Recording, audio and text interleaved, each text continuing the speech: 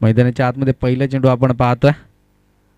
York पद्धतीचा चेंडू, dot delivery मैदानाच्या आतमध्ये. खरं तर 2 ओव्हरमध्ये 12 धावा होत्या डोनेवाडी टीमच्या आणि सेकंड 2 ओव्हरमध्ये 38 धावा आल्यात. म्हणजे धावफलक 50 आहे. 51 धावसंख्येचं टार्गेट आहे आणि 51 धावसंख्येचं टार्गेट पूर्ण करत असताना चांगली फलंदाजी करावी लागेल इथून गौर कामत संघाला.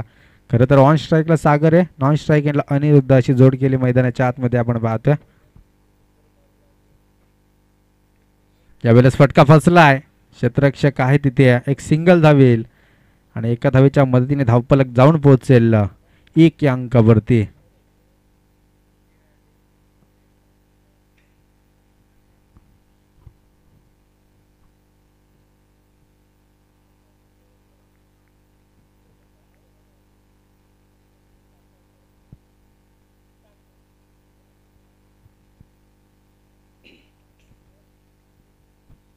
षटकातील आपण तिसरा चेंडू पाहतोय. चांगली गोलंदाजी आहे, फुल टॉस होता. खरं तर यॉर्क करून घेतला, अगदी डॉट डिलिव्हरी मैदानाच्या आतमध्ये आपण पाहतोय. खरं तर शेवटचे 3 चेंडू शिल्लक असतील. मॅडेंटरी पॉवर प्ले होतं, त्या पॉवर प्लेच्या ओव्हरमध्ये जास्तीत जास्त धावा येणं खूप गरजेचं होतं खरं तर आपण पाहिलं तर गौर कामत संघाला. परंतु 3 चेंडूमध्ये फक्त एक सिंगल धावा आल्या आणि इथून मोठे फटके खेळावे लागतील. 50 धावसंख्येची गरज आहे इथून. इथे मोठा फटका खेचलाय, फटका फसलाय आणि यावेळेस फलंदाज इथून होईल बाद.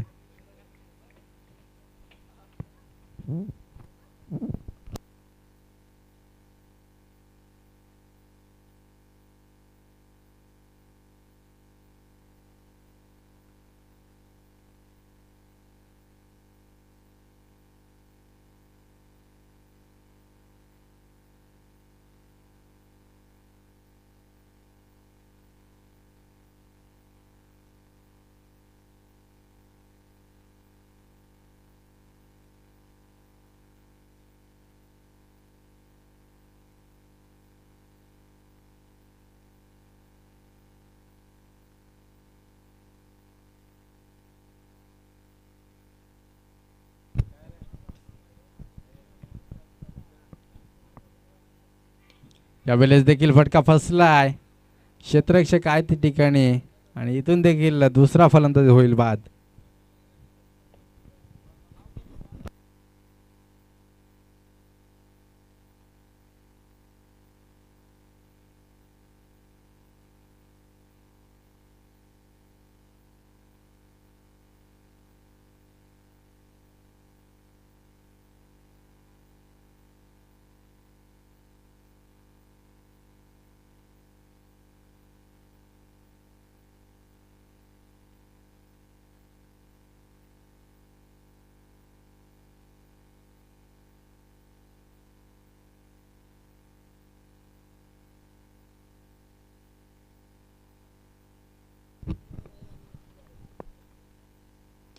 यावेळेस फुल टॉस, फटका फसला. क्षेत्ररक्षक आहे त्या ठिकाणी आणि बॅक टू बॅक तिसरा झेल मैदानाच्या आतमध्ये.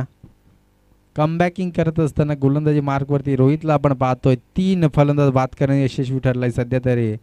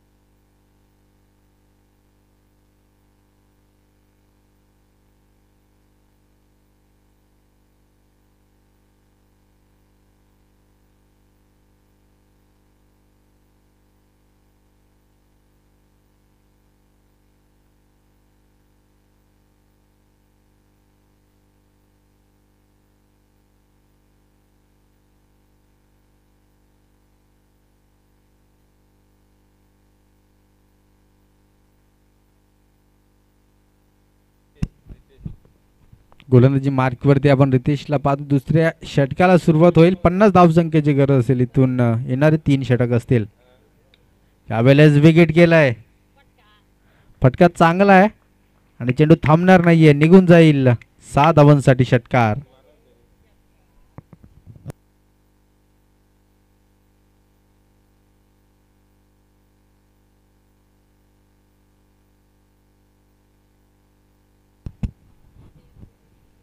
अगदीच आपण पाहतोय दुसऱ्या ओव्हरला सुरुवात झाली. पहिल्या चेंडूवरती षटकार आलाय. पुन्हा एकदा फुलटॉस चेंडू आहे आणि यावेळेस फलंदाज होईल बाद.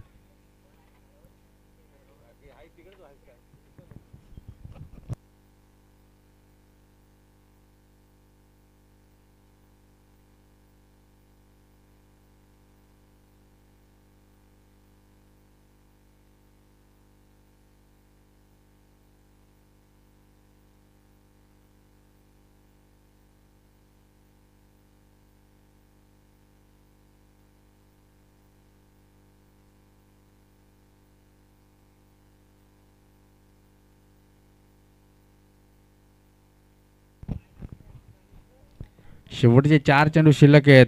त्यावेळेस देखील बिगिट केलाय आणि पुन्हा एकदा फलंदाज इथून होईल बाद.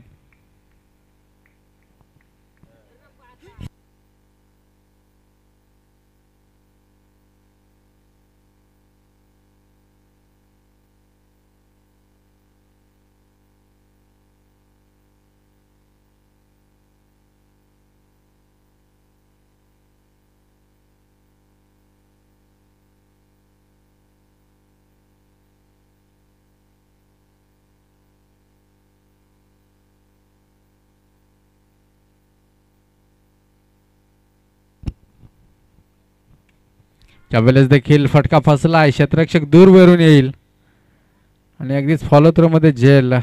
पुन्हा एकदा 3 चेंडूवरती 3 फलंदाज बाद झाले. दुसऱ्या ओव्हरमध्ये ही दुसरी विकेट हॅट्रिक मैदानाच्या आतमध्ये पाहतोय एकाच मॅच मध्ये.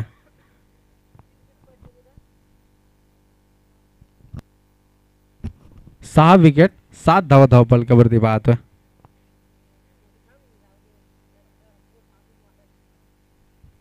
चला अरुणदादा वाघचौरे कुठे असेल तर टेसी संपर्क साधा. तिसरी मॅच कोणाची ती सांगा जरा.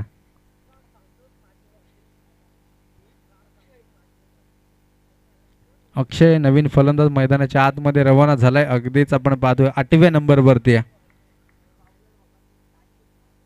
यावेळेस देखील फटका फसलाय आणि सुरेख झेल. फलंदाज इथून देखील होईल बाद. 7 धावा 7 फलंदाज बाद झाले 7 धावांवरती.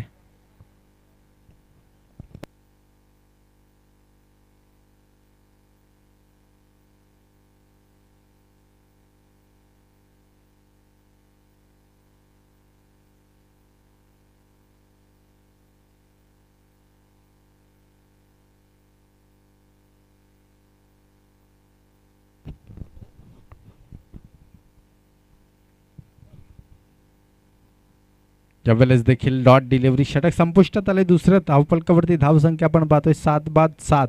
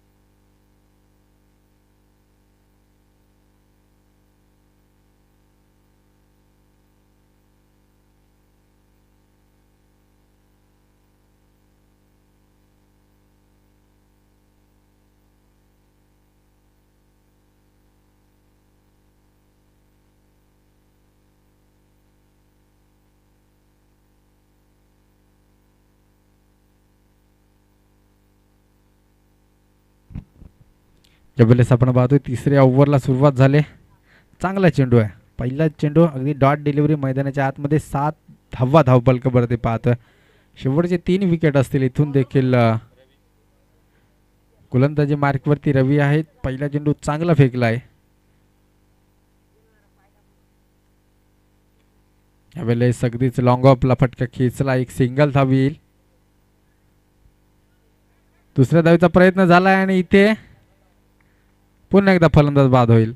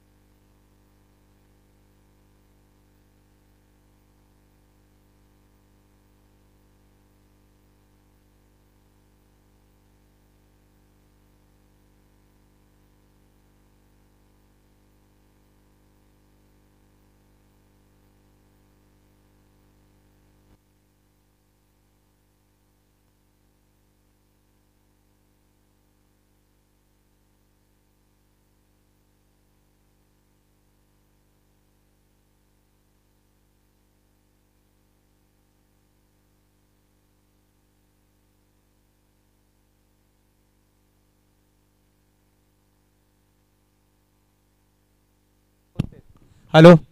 चला कोशाने टीम आणि सावळे टीम दोन्ही संघाचे कर्णधार मात्र टॉस इन करता यायचे आणि दोन्ही टीमनी मात्र आपली प्रवेश फी अगोदर जमा करायचे.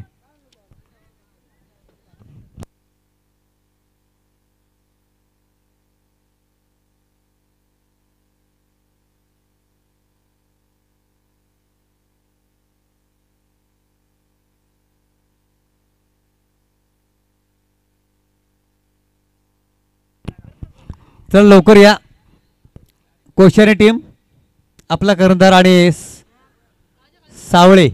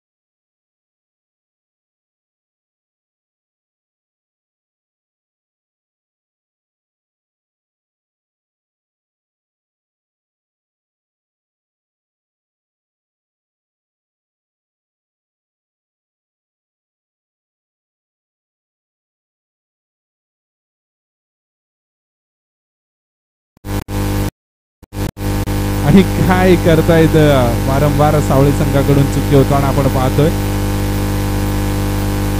एका षटकाचा खेळ संपलाय. धावफलक जाऊन पोहोचलाय 10च्या घरामध्ये. चला बॅट पुरवा रोहिदास त्यांना.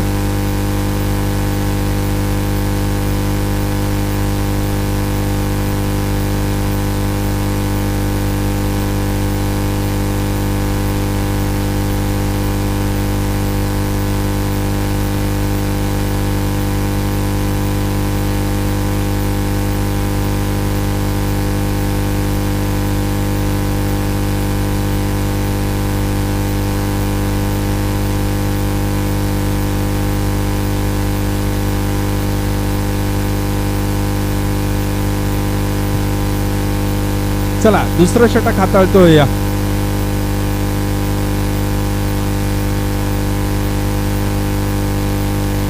महेश.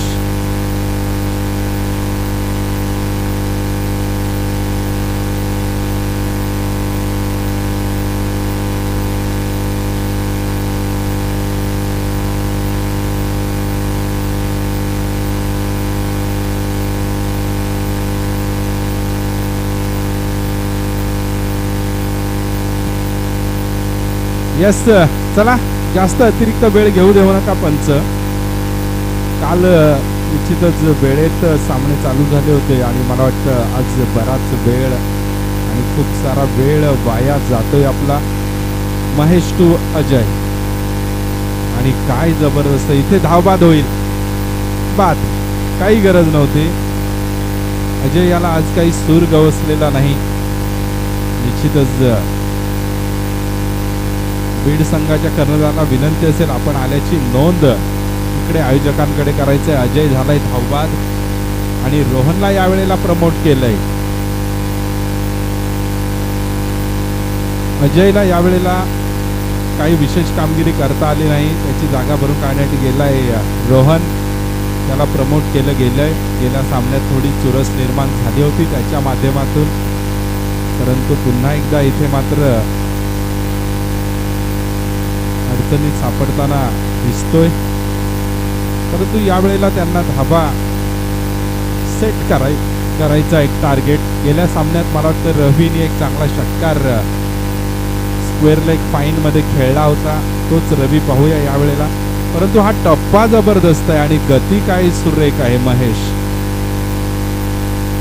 एक 10-12 पावलांचा रणप फक्त आहे, परंतु खांद्याचा एवढा अतिरिक्त वापर केला जातोय आणि काय गती चेंडू फेकला जातोय. त्यात उंची कमी या फलंदाजाची रवी याची. निश्चितच गोलंदाजी चांगली आहे सावळे संघाकडे. 3 गोलंदाज तर त्यांचे चांगले आहेत. पुन्हा एकदा गती जबरदस्त आहे, कारण या गतीमध्ये हा टप्पा योग्य पद्धतीने आहे. आपण पाहिलं तर रोहित पवार यांच्या माध्यमातून काही जबरदस्त गोलंदाजी झाली आणि चेंडू जाणार. चांगला चेंडू होता. काही चुकीची कामगिरी नव्हती चेंडूमध्ये, काही चुकीची कामगिरी नव्हती केली गोलंदाजाने, परंतु क्षेत्ररक्षकाला चेंडूने बीट केले आणि चेंडू गेलाय वाऱ्याच्या वेगाने चौकारासाठी. या 4 धावेने मात्र धावफलक जाऊन पोहोचलाय 14च्या घरामध्ये. अद्यापही या षटकातील मला वाटतं 2 चेंडूंचा खेळ शिल्लक असेल. पहिल्या 3 चेंडूवर एकही धाव या गोलंदाजाने दिली नव्हती. तदनंतर मात्र काय, कारण मी पाहिलं ना तर कुठेतरी प्रथम फलंदाजी करण्याचा विचार केला जातो, परंतु चौकार.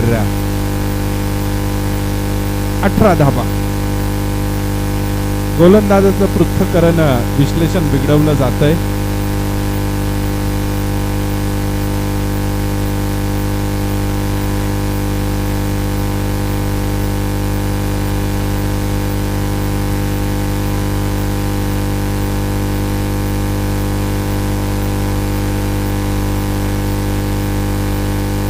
जबरदस्त गोलंदाजी.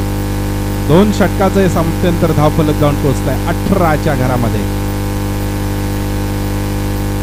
पण पाहिलं ना तर मात्र 11 धाबा 2 षटकात डोनेवाडी संघाच्या होत्या. त्यानंतर एक्सिलेटर दाबला गेला रवी वाघमारे यांच्या माध्यमातून आणि शेवटच्या षटकात प्रतीक पवार यांच्याकडून आताची पारी पाहायला मिळाली. निश्चितच मॅन ऑफ द मॅचच्या ट्रॉफी आणल्या नाही का अरुण दादा? मॅन ऑफ द मॅचच्या ट्रॉफी कुठे आहेत? काढा त्या. मॅन ऑफ द मॅच देऊन टाका खेळाडूंना. 18 धाबा 2 षटकात.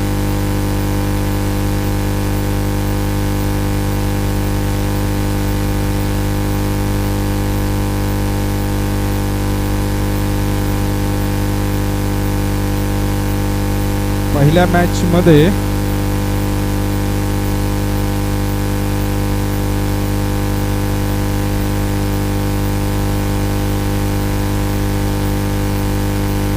रघुनाथ गोरकामत संघाचा हा सोपा झेल आणि सोडलाय झेल. पहिल्या मॅच मध्ये man of the match Raghunath असेल. दुसऱ्या मॅच मध्ये मॅन ऑफ द मॅच प्रतीक पवार आणि तिसरं षटक बाळू.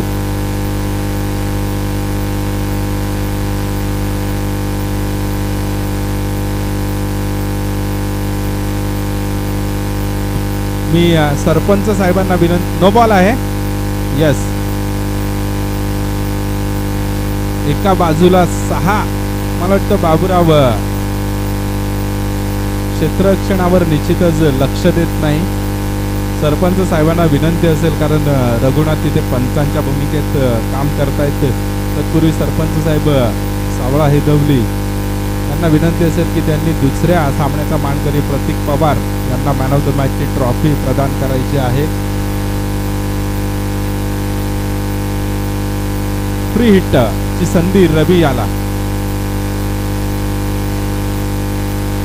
मात्र चुकी झाले.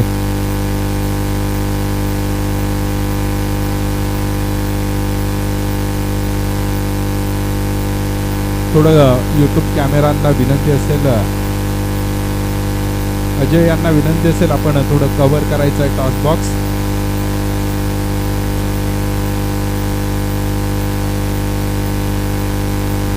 पुन्हा एकदा निर्धाव चेंडू.